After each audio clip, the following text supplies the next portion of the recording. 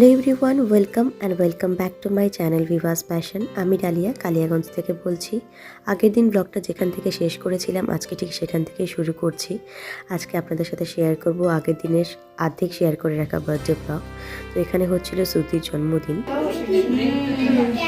Happy birthday to you. Happy birthday to you. Happy birthday to Shruti. Happy birthday to you.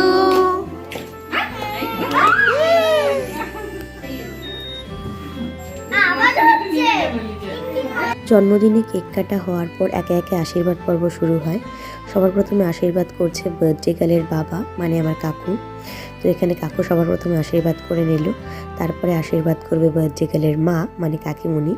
তো সবাই ধীরে ধীরে family মেম্বাররা আশীর্বাদ করবে, আর তারপরে আমরা পাড়ার কিছু মানুষজন ছিলাম যারা সবাই মিলে আশীর্বাদ করেছি। তো যতটুকু পেরেছি আমার মোবাইলে ক্লিপ তোলা ছিল সেগুলো শেয়ার করছি। আর সবারটা তো তুলতে পারিনি, কারণ আমি ভিডিওটা করেছিলাম আমার একটা বোনকে দিয়ে। তো তারপরে আশীর্বাদ করছে বার্থডে গার্লের জেঠিমণি, মানে বার্থডে গার্লের যে মেজো মা, উনি আশীর্বাদ করছেন। আর তারপরে আশীর্বাদ করার পর সবাই মিলে তখন একে একে গিফট দেবো। গিফট দেওয়ার পর এই বার্থডে ব্লগের যে খাওয়া দাওয়ার পার্টটা, মানে আমরা কী কী খেয়েছি সেটা একটা শর্টে আপলোড করা আছে। সেটা না দেখে থাকলে আমার চ্যানেলে গিয়ে দেখে নিন। অলরেডি কিন্তু আমি সেই শর্টটা আপলোড করে দিয়েছি। আর খাওয়া দাওয়ার পার্টটা যেহেতু শর্টে দিয়েছি তাই আর বড় ব্লগে এক্সট্রা করে আপলোড করিনি। এবার আমি আমার পার্টটা দেখাই, আমি যখন আশীর্বাদ করি শ্রুতিকে। তো আগের দিনে ভিডিওটা যারা দেখেছেন তারা জানেন যে আমি বার্থডেতে কী গিফট কিনেছি বা বার্থডের প্রিপারেশন আমরা কীভাবে নিয়েছিলাম।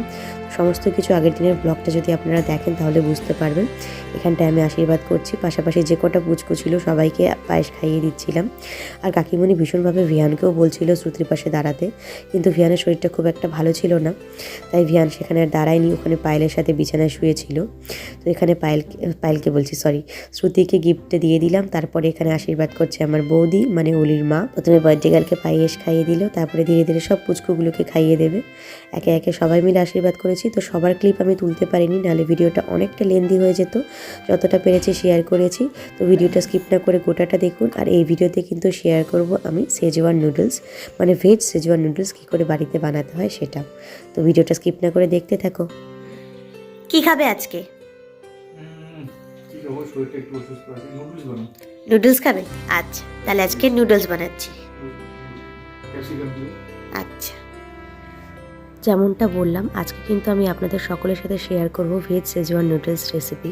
এই রেসিপিটা আমি এর আগে হয়তো একবার শেয়ার করেছিলাম, তবে আরেকবার আপনাদের সাথে শেয়ার করছি। আর আমার সকল নতুন দর্শকদের উদ্দেশ্যে বলি, আমি কিন্তু প্রত্যেক মঙ্গল, বৃহস্পতি, শনি, রবি এই 4 দিন আমার চ্যানেলে বড় ব্লগ আপলোড করি। আর এখন থেকে রেগুলারিটি মেনটেন করব। আর শর্টস কিন্তু প্রায় আসতেই থাকে। শরীরটা এখন আমার আগের থেকে অনেকটা ভালো আছে। যারা জানেন না আমার কি হয়েছিল, একটা 2 দিনের পুরনো ব্লগ আছে, সেখানে থাকলে বুঝতে পারবেন যে আমার কি হয়েছিল। আর এখন আমার কিন্তু মেডিকেশন চলছে। আর এই ব্লগটা কিন্তু অনেকদিন আগেকার শ্যুট করা, মানে যখন আমার শরীরটা ভালো ছিল আর আমার হাজব্যান্ডের জ্বর হয়েছিল।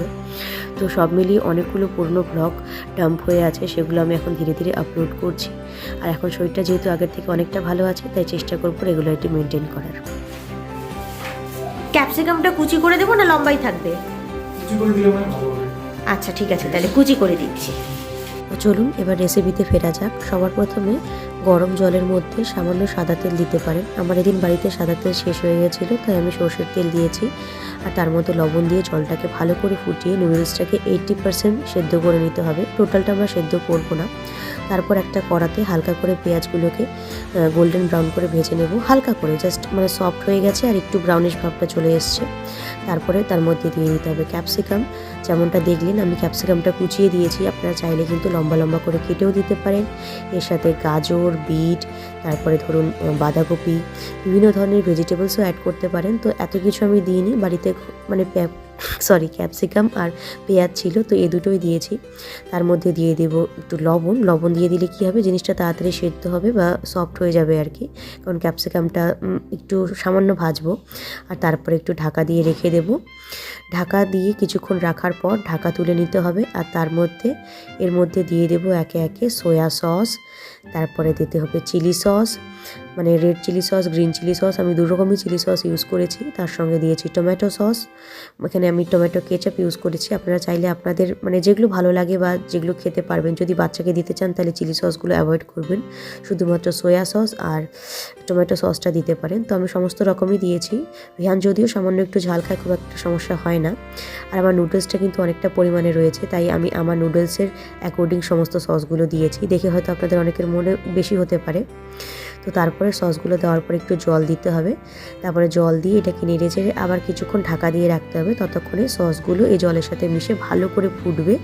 তারপর যখন টকবগিয়ে এটা ফুটে উঠবে, তারপরে ঢাকা তুলে এর মধ্যে নুডলসগুলো ছেড়ে দিতে হবে, আর তারপরে ভালো করে নেড়ে চেড়ে নিলেই তৈরি হয়ে যাবে আমাদের ঘরোয়া শেজওয়ান নুডলস। আপনারা চাইলে কিন্তু এর মধ্যে ডিম, তারপরে চিকেনগুলোকে হাফ বয়েল করে ফ্রাই করেও দিতে পারেন। তো যেহেতু আমি ভেজ বানাচ্ছি আর বাড়িতে কিন্তু ভেজের মধ্যে বিভিন্ন ধরনের ভেজিটেবলস অ্যাড করা যেতে পারে, তো আমার কাছে অত কিছু ছিল না, ক্যাপসিকাম আর পেঁয়াজটাই ছিল ঘরে, তো সেই দুটোই দিয়ে দিয়েছি। আপনারা চাইলে আপনাদের পছন্দ মতো সবজি, তারপরে ডিম চাইলে ডিম, চিকেন চাইলে চিকেন, সমস্ত কিছু অ্যাড করতে পারেন। ভালো করে নেড়ে চেড়ে গোটা সসটাকে নুডলসের সাথে মাখিয়ে সামান্য একটু ভেজে নেব। যেহেতু এটা 80% সেদ্ধ করা আছে, তো বাকি 20% আমাকে কুক করে নিতে হবে, নাহলে বেশি সেদ্ধ হয়ে গেলে কী হবে বলুন তো, মুখে দিলেই গলে যাবে আর আঠার মতো লেগে থাকবে, সেটা একদমই ভালো লাগবে না খেতে। নুডলসটা যাতে ঝরঝরে হয় আর খুব সুন্দরভাবেই মানে টেনে তোলা যায়, তাহলে কিন্তু নুডলস খেতে ভালো লাগে। এখানে আমার নুডলস রেডি, এবার আমার হাজব্যান্ডকে খেতে দেবো, তো দেখা যাক ওর কেমন লাগে। হ্যালো,